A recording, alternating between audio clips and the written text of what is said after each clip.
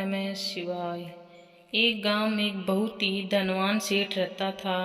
वह शिवजी भगवान का बहुत बड़ा भक्त था और सुबह शाम शिवजी भगवान की पूजा करता। वह सुबह जल्दी नहा धोकर शिवजी भगवान की पूजा अर्चना करता और शाम को दर्शन करने के लिए शिवजी भगवान के मंदिर में जाता। लेकिन उसकी कोई संतान नहीं थी, इस कारण वह बहुत दुखी होता था। यह देख पार्वती ने कहा, एक दिन शिवजी भगवान से कहा, हे प्रभु, आपका ये भक्त कितनी निष्ठा से आपकी पूजा करता है और आप इसकी इच्छा पूर्ण क्यों नहीं करते। तब भगवान शिव ने कहा कि सबको अपने कर्मों का फल मिलता है। पिछले जन्म में इसने भी कुछ ऐसे कर्म किए थे जिसके अनुसार इसको पुत्र की प्राप्ति नहीं हो सकती। पार्वती जी के बहुत आग्रह करने पर शिवजी भगवान ने उसे पुत्र प्राप्ति का वरदान दे दिया। परंतु शिवजी भगवान ने कहा कि इसका पुत्र केवल 12 वर्षों तक ही जीवित रहेगा, इससे ज़्यादा मैं कुछ नहीं कर सकता। यह सब सेठ सुन रहा था, उसे बहुत दुख हुआ ये सुनकर। कुछ समय बाद उसकी पत्नी गर्भवती हुई और उसे एक बहुत ही सुंदर पुत्र की प्राप्ति हुई, लेकिन वह न खुश था और न दुखी था। घर में खुशी का माहौल था। सब सेठ के घर में पुत्र की प्राप्ति की खुशियां मना रहे थे। ऐसे ही कई वर्ष बीत गए और उसका पुत्र 11 वर्ष का हो गया।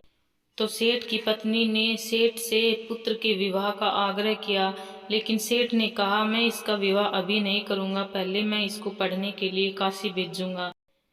सेठ ने पुत्र को उसके मामा के साथ बहुत सारा धन देकर काशी पढ़ने के लिए भेज दिया और यह कहा कि रास्ते में जहाँ भी रुको वहाँ यज्ञ और दान पुण्य करते जाना। दोनों यज्ञ करते हुए एक नगर में पहुँचे।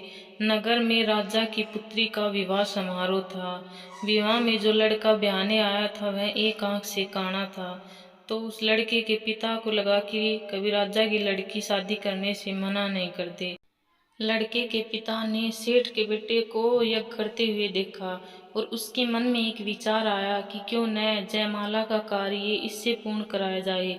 तब उसने सेठ के बेटे से जाकर आग्रह किया तो वह मान गया और उसने दूल्हे की जगह सेठ के बेटे को खड़ा कर दिया। जयमाला कार्य पूरा होने पर लड़के के पिता ने कहा कि क्यों न फेरों का कार्य भी आप ही पूरा कर दे। तब सेठ के लड़के ने वो भी कर दिया और फिर उसने लड़की के पल्लू पर लिख दिया कि आपका विवाह मेरे साथ हुआ है और मैं काशी पढ़ने जा रहा हूँ। जिसका साथ आपका विवाह होना था वह लड़का तो काना है। उसके जाने के बाद लड़की ने वो चुनरी देख ली और उसने जाने से मना कर दिया। इधर बारात वापस चली गई, उधर सेठ का लड़का काशी में जाकर अपनी शिक्षा पूरी करने लगा। ऐसे करते करते एक साल बीत गया और सेठ का लड़का 12 वर्ष का हो गया। उस समय मठ में यज्ञ चल रहा था। तब सेठ के बेटे ने उसके मामा से कहा कि मेरी तबीयत ठीक नहीं है। मामा ने कहा कि तुम अंदर जाओ और सो जाओ। उसने ऐसा किया।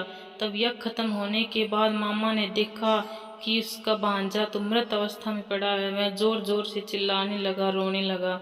उसी समय शिव और पार्वती वहां से गुजर रहे थे। पार्वती ने कहा, हे प्रभु, लगता है कोई बहुत दुखी है। तब दोनों उसके पास गए और देखा शिवजी भगवान ने उसे पहचान लिया और कहा कि यह वही लड़का है जिसे 12 वर्ष की आयु मिली थी। अब मैं कुछ नहीं कर सकता। लेकिन पार्वती जी ने शिव जी भगवान से विनती करी, हे प्रभु, आपको इस बच्चे को जीवन दान देना ही होगा, नहीं तो इसके माता पिता बहुत दुखी हो जाएंगे। पार्वती के ऐसा जिद करने पर शिव जी भगवान ने उसे जीवन दान दे दिया और वह दोबारा से जीवित हो गया। उसके मामा बहुत खुश हुए और वो दोनों मठ से घर के लिए निकल पड़े। रास्ते में जहाँ भी कोई गांव या भूखा प्यासा जो भी आया वे उनको दान पुण्य करते हुए घर को लौट रहे थे। यज्ञ करते हुए करते करते वह उसी नगर में दोबारा पहुंचे।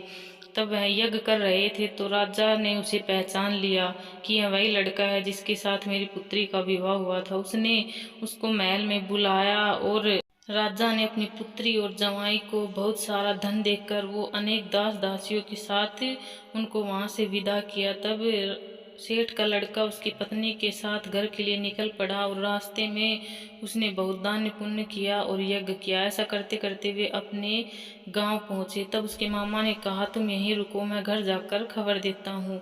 सेठ सेठानी छत पर बैठे थे और ये सोच रहे थे, अगर हमारा पुत्र जिंदा आया तो ठीक है, अगर हमारा पुत्र मर गया तो हम यहीं से कूदकर अपनी जान दे देंगे। जब सेठानी का भाई उसके पास गया और कहा, आपका पुत्र सकुशल आ रहा है, तो उनको यकीन नहीं हुआ। उसने शिव जी भगवान की सौगंध खाकर कहा तो वे मान गए। तब बहुत जोर शोर से उनका स्वागत किया और सबसे पहले शिवजी भगवान का धन्यवाद किया, पूजा की। पूरे गांव में लड्डू बांटे और बहुत सारा दान पुण्य किया। और सेठ जीवन भर शिवजी भगवान की इसी निष्ठा से पूजा करते रहे। हे शिवजी भगवान, जिस प्रकार सेठ और सेठानी पर तरस खाए, इस प्रकार हर दुखी इंसान पर तरस खाना, उसकी मनोकामना पूर्ण करना।